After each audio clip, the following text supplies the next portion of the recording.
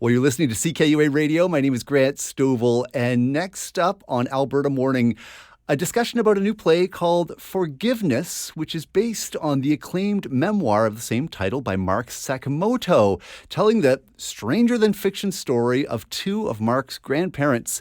His grandfather, on one side, was a Canadian soldier during World War II who spent several hellish years as a Japanese prisoner of war.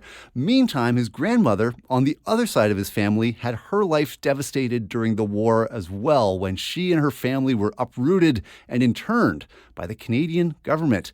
Forgiveness makes its official world premiere March 7th through April 1st at Calgary's Max Bell Theatre, a joint presentation of Theatre Calgary and the Vancouver Arts Club. And I'm thrilled to say we are joined right now by one of the main players in Forgiveness, Yoshie Bancroft, and by the show's director, Stafford Arima. Stafford, Yoshie, thank you so much to the both of you for making some time to chat with us about Forgiveness.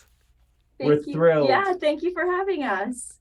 So I barely know where to begin. So much to discuss. Maybe, Yoshie, can we start with you? I think it's really exciting, of course, that Forgiveness is being produced here in Alberta. Would you maybe introduce us to your character and tell us how she came to be an Albertan? I play Mitsue Sakamoto, and she was born in Vancouver. And during World War II, 1942, she was uprooted and moved to an internment camp, or not an internment camp, a beet farm out in Alberta in Medicine Hat, and ended up setting her roots here.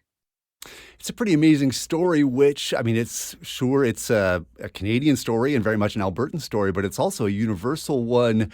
Stafford, I know this play has personal resonance for you too. How is it that Forgiveness hits home especially hard for you? Well, it's a personal story because my father, my grandmother, and my two aunts and uncle were interned in British Columbia during World War II.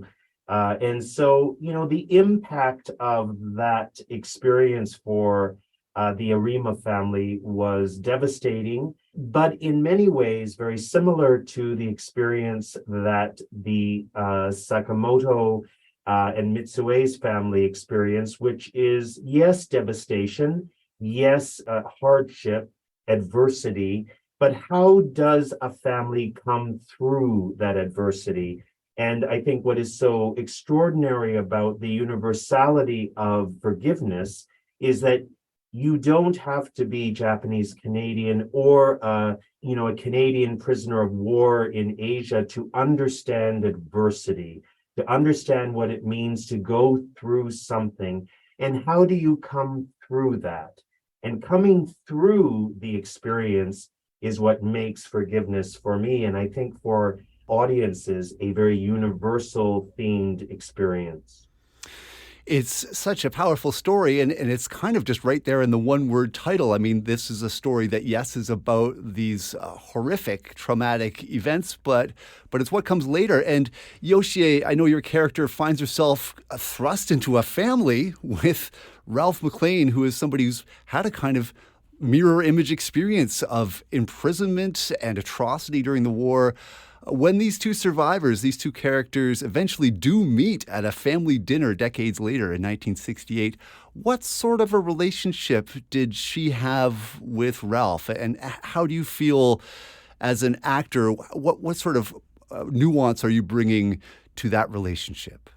I feel like within our show, we kind of highlight a clash of cultures in some ways. Like, when the McLeans come in at first, they're asked to remove their shoes and put on their house slippers. So you get a sense of these two families that are both Canadian, but coming together in a way that sort of highlights the differences and the diversity within Canadians. And so I think we're successful in sort of showcasing that within our story. Now, this is such an epic play. It's set over multiple decades in different towns and cities and different continents even. There's original music, a series of illustrations projected on stage. It is a colossal endeavor. So, Stafford, like in the midst of all this sprawling story, what is the kernel of truth that you and playwright Hiro Kanagawa wanted to keep at the center of things throughout? At the center of this play is a human story. It's about the humanity that exists in all of us. And so the power of the, the verisimilitude, the truth of the performer, the truth of the dialogue, the truth and simplicity of a design ingredient allows for the humanity of the piece to really kind of soar. As you stated, there are these very epic theatrical ingredients and elements, but at the core of the story are a ensemble of extraordinary performers, half of them from Calgary and half of them from Vancouver, who have come together to tell this in many ways, although I don't want to say simple, but a simple story of connection, reconnection, and forgiveness. Well, I just have a moment or two more with you. I want to ask you about something that really drives it home for me. We're going to be going to some music soon, and I find this such an interesting confluence of events. It's amazingly powerful, I feel, that Mitsue's son, Ron Sakamoto, is being honored this month here in Alberta as part of the Juno Awards. He's the 2023 recipient of the Walter Grealis Special Achievement Award for his lifetime of work as a legendary music promoter here in Alberta and across Canada. Maybe, Yoshie, could you tell us, how did Ron's mother, the character you're playing, intersect with some of Canada's biggest rock stars at home there in Medicine Hat? Well, I think that she definitely invited some of the biggest rock stars into her own home and made some like beautiful home cooked meals for them. So, yeah, I don't know that she was necessarily starstruck by any of them, but I feel like that's kind of the charm in Mitsue. She was warm and welcoming and really made everyone feel at home, whoever that may have been in her house. Wonderful. Well, why don't we go to some music right now from one of those musicians whose career Ron Sakamoto played a big hand in steering and who was fed back in the day by Mitsue Sakamoto in the family's kitchen in Medicine Hat. We'll check out some music from Bruce Coburn coming up next. This is such an amazing story in every way imaginable. I'm really thrilled that it's coming to where it lives, essentially in Alberta, as part of this production. And Stafford, Yoshie, thank you so much. It's such a privilege to have the opportunity to talk with you both about this. Thank you. Thank you, Grant.